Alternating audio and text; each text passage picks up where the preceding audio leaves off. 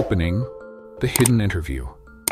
This interview was never meant to exist. It was hidden, buried beneath dust and silence for nearly a century.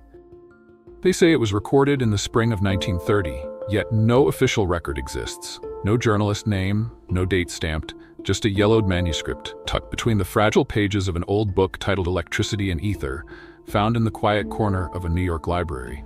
On its last page, a cryptic note: "Do not publish until humanity is ready." The words that follow were never printed. They weren't whispered in lectures or written in scientific papers. They were locked away, perhaps because the man speaking them had touched something forbidden, something powerful. Nikola Tesla. Not the myth, not the inventor etched in textbooks, but a man who had glimpsed beyond the veil into the part of reality we fear to acknowledge. Life after death, the vibration of the soul, the invisible forces that bind us beyond the body. If even a fraction of what you're about to hear is true, then death is not the end. It's the beginning of everything we forgot. Part 1. Proof 1.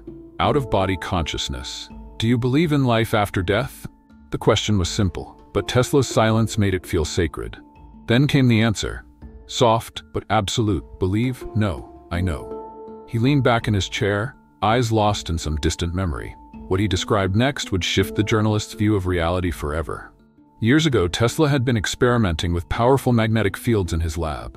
Exhausted, surrounded by coils and humming energy, he suddenly felt something unnatural. Not painful, not frightening, just detached.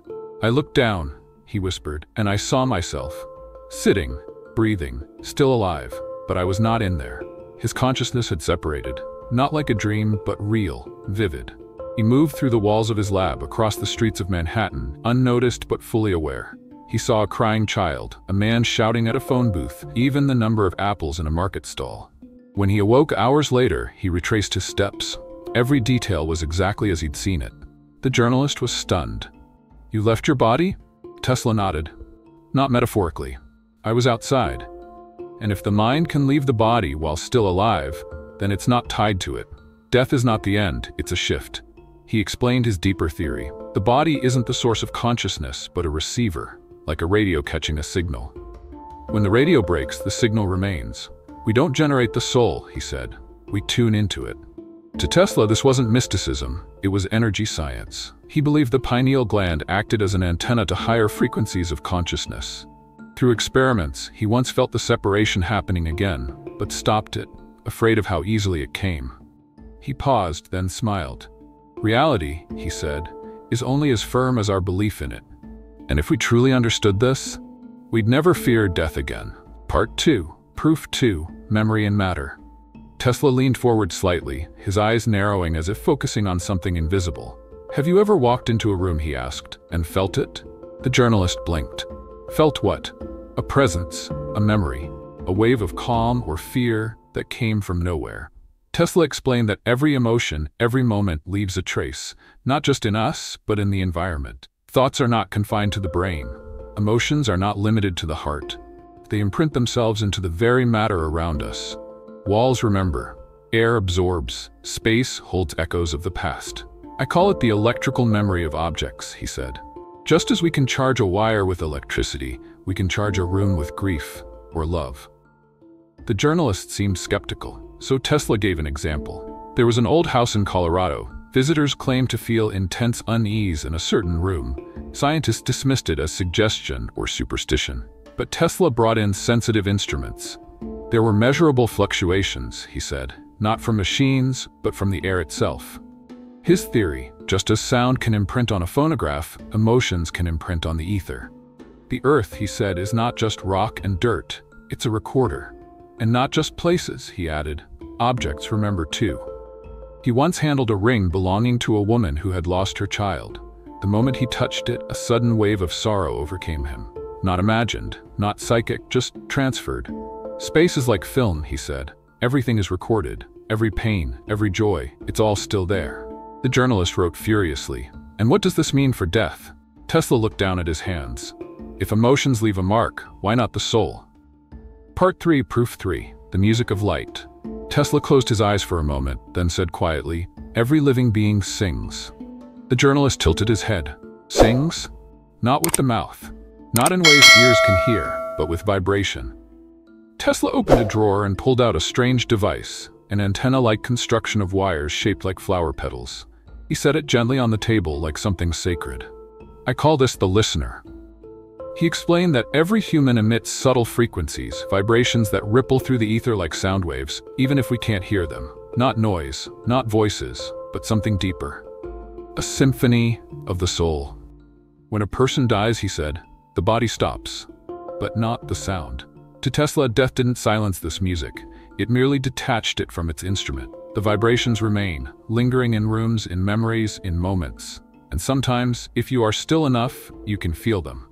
He spoke of nights alone in his lab, when everything was quiet except for the faint ticking of his machines. He would power up the listener and tune the frequencies delicately. And then, he would feel it. A pulse. Not in the air, but in the soul. It's like someone is near, he said. Someone who is no longer here. He didn't claim to hear full conversations. It wasn't sound, but something more intimate, a sensation, a presence. The journalist was silent for a long time. Why don't people talk about this, he asked. Tesla gave a tired smile. Because it requires stillness, and stillness terrifies people. He stood slowly and gestured toward the window. All light makes sound, even stars, even the soul. Part 4. Proof 4. The invisible connection between souls. Tesla's fingers traced the edge of the table. His voice dropped to a near whisper. Do you know what happened the day my friend died? The journalist shook his head. I fainted, at that exact minute. Thousands of miles apart, no phone call, no telegram, just collapse. A week later, he received a letter. The death had occurred at the precise time he had fallen. Not before, not after. That was not coincidence. Tesla said. It was connection. He believed the soul is not bound by space. Love, pain, and memory create invisible threads between people, threads that stretch across continents, across lifetimes. Death does not cut these threads, it only changes their frequency. We're still connected, he said. We always are. Tesla had been documenting these phenomena in silence. Moments of sudden sorrow with no explanation. Thoughts that weren't his but arrived clearly, urgently. Dreams so vivid they felt like shared space. He once dreamt of a woman he hadn't seen in 30 years. In the dream, she wept, reaching out to him. The next morning, he learned she had passed away, only hours earlier. These are not hallucinations, he insisted. They are echoes from the other side. He spoke of entanglement, not just in quantum physics but in souls. If two particles remain connected after separation, he said, why not two people? The journalist tried to push back. But if this is true, why don't we feel everyone? Tesla answered without hesitation. Because the connection must be made in life, a shared emotion, a truth, even a wound. That's what keeps the signal alive. The room felt heavier now, as if something unseen was listening. Tesla looked directly at the journalist. You felt it too, haven't you? A name in your mind just before they call. A sudden pain that isn't yours. The journalist nodded. Slowly. Then you already know, Tesla said. We are never truly alone. Part 5, Proof 5, Messages from Beyond. The room fell into silence. But it wasn't empty. It was the kind of silence that listens back. Tesla took a deep breath, then said, there are nights when I dream and someone speaks to me. Not with words, but with memory. He described moments where dreams became more than fragments of the subconscious. They were visits, encounters, conversations with those long gone. Sometimes, he whispered, multiple people across different countries report the same vision, the same person on the same night. The journalist looked stunned. You mean, the dead speak? Tesla shook his head slowly. Not speak, they resonate. He leaned forward, his voice low and certain. There is a bridge between worlds, and sometimes it opens. He recalled one night when, during meditation, a distinct phrase echoed in his mind. I am still here.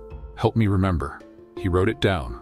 Days later, he received a letter from a colleague in Europe who had recorded the exact same message in a dream journal. Same words, same night. That, Tesla said, is not coincidence. That is contact. But it's not just the content of these messages that matters. It's how they arrive, through frequency, emotion, alignment.